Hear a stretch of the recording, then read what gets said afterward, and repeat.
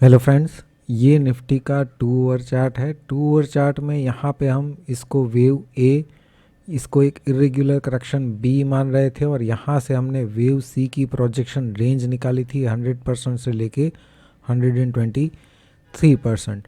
अब जब यहाँ पे निफ्टी टाइम स्पेंड कर रहा था ये टॉप लगाने के बाद, तो ज़्यादातर लोगों के माइंड में ये कन्फ्यूज़न था कि अब जो है शायद यहाँ पे वेव 4 कंप्लीट हो चुका है और ये वेव 5 ऑलरेडी स्टार्ट हो चुका है। तब हमने डिस्कस किया था कि अगर ऐसा है भी, यहाँ पे वेव 4 कंप्लीट हो भी चुका है, तब भी ये जो इम्पल्स है उसका रिट्रेसमेंट 50 to 61% की रेंज में एक बार निफ्टी आना चाहिए और तब जाके ये वेव 5 का 1 और वेव 5 का 2 बन के यहाँ से फिर बाउंस हो सकता है। तो उस केस में भी हमने डिस्कस किया था कि अगर यहाँ पे 4 कंप्लीट भी हो चुका है तब भी निफ्टी इस रेंज में तो आ ही सकता है और वहाँ पे निफ्टी अब ऑलरेडी आ चुका है। यहाँ पे अगर आप देखें तो हम जो बार बार डिस्कस कर रहे थे कि ये वेव 5 एक्सटेंडेड है, ये वाला वेव 5 एक्सटेंडेड है, तो अब जो दोनों वेव 5 जो है वो 100% तक रिट्रेस हो चुके हैं।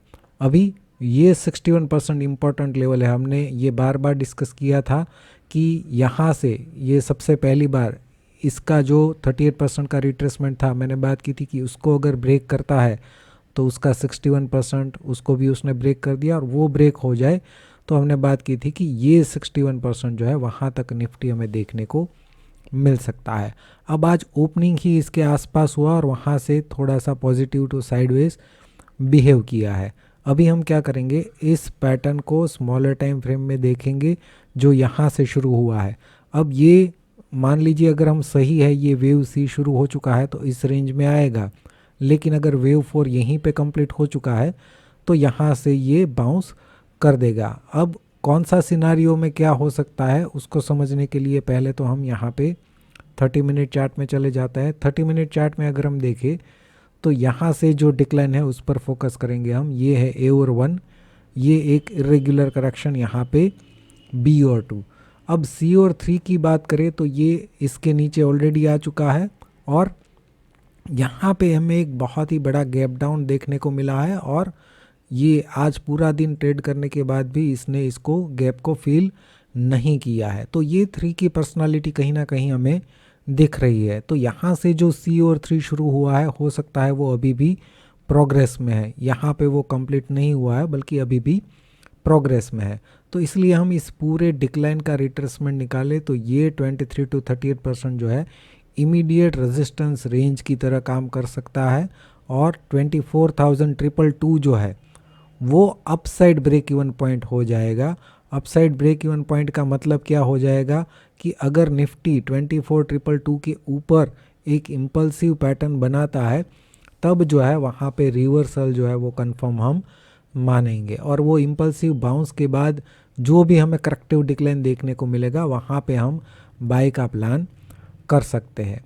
अगर इस रेंज में कोई करेक्टिव टाइप का बाउंस दिखता है इसका मतलब यहाँ से अभी भी निफ्टी नेगेटिव होने के चांसेस बन सकते हैं। यहाँ पे ये एग्जैक्टली 61% के आसपास ही सपोर्ट लिया है। अब यहाँ पे ये रेंज तो हमें मिल गई, काफ़ी बड़ी रेंज है ये, नीचे से ऊपर भी बहुत आ रही है। तो हम क्या करेंगे, इसको और भी स्मॉलर टाइम फ्रेम में देख के समझने की कोशिश करेंगे कि और कोई हमें छोटी रेंज मिलती है कि नहीं मिलती है। तो ये जो है निफ्टी का 3 मिनट चार्ट है। यहाँ पे अगर हम फोकस करें, ध्यान से समझिए, इसको हम 1 2 यहाँ पे हमने 3 और रेगुलर 4 कंप्लीट मान के ये 38 to 61% की रेंज निकाली थी, राइट, और ये ऑलरेडी अचीव भी कर चुका था।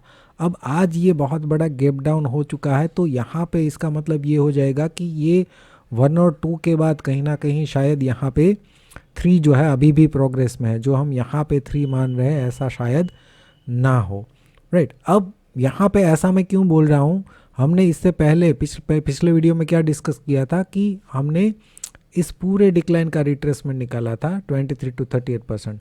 अगर उस रेंज में ये बाउंस कर देता तो हम इसको क्या मान लेते, ये सी और 3 का 1 और 2 मान लेते और हमने बात की थी कि उसके बाद अगर डिक्लाइन करता है तो नीचे वाला 61% जो है वो आराम से जल्दी से ये ब्रेक कर देगा अगर वो रिट्रेसमेंट रेंज में आता तो। लेकिन वो यहीं से गैप डाउन ओपनिंग हो चुका है, तो इसका मतलब ये हुआ कि शायद ये 3 जो है अभी प्रोग्रेस में है, या तो यहाँ पर कंप्लीट हुआ है और उसका रिट्रेसमेंट हमने यहाँ पे ऑलरेडी निकाला हुआ है, यहाँ से निकाला है ये रिट्रेसमेंट मैंने। तो वो रेंज आ रही है 24,066 से लेके 24,187।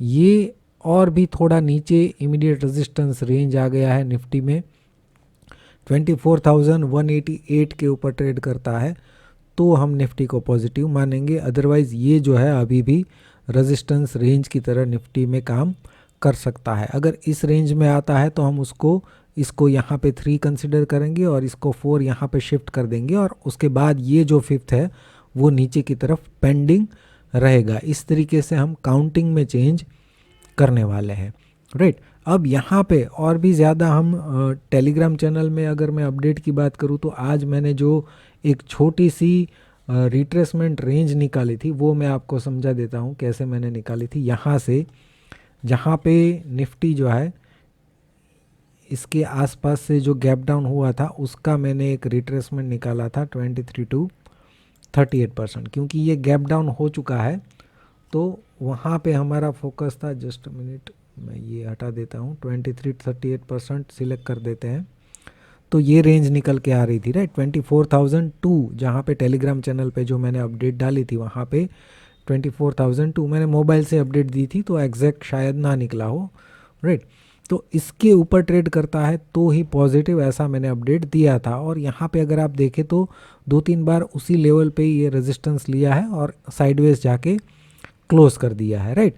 तो पहले तो ये रेजिस्टेंस रेंज ब्रेक होनी चाहिए। अगर ये ब्रेक होती है 24,002 के ऊपर निकलता है तो इस रेंज में जाने के चांसेस है। अगर ये रेंज ही ब्रेक नहीं हो पाती तो एक और डिक्लाइन यहाँ से हमें देखने को मिल सकता है जो इस लो के नीचे जा सकता है। अब वो कितना जा सकता है उसके लिए हमें इस डिक्लाइन को और भी ज़्यादा शांति से स्टेप बाय स्टेप काउंटिंग में इंटरनल में जाके समझना होगा, तभी हम उसको आइडेंटिफाई कर पाएंगे। अगर मैं ऐसा टाइम निकाल पाता हूँ तो ज़रूर आपको टेलीग्राम चैनल पे अर्ली मॉर्निंग अपडेट करने की कोशिश करूँगा। अभी के लिए ये रेजिस्टेंस रेंज है, इसके ऊपर ट्रेड करता है तो फिर से ये रेजिस्टेंस रेंज है, इसके ऊपर ट्रेड करता है तो ही निफ्टी को हम पॉजिटिव मानेंगे। अभी के लिए ये सिनारियो निकल के आ रहा है। नीचे की तरफ हम ये भी कर सकते हैं, इस बाउंस का रिट्रेसमेंट 61% निकाले तो इसके आसपास आ रहा होगा, उस लेवल को भी ध्यान में रखेंगे।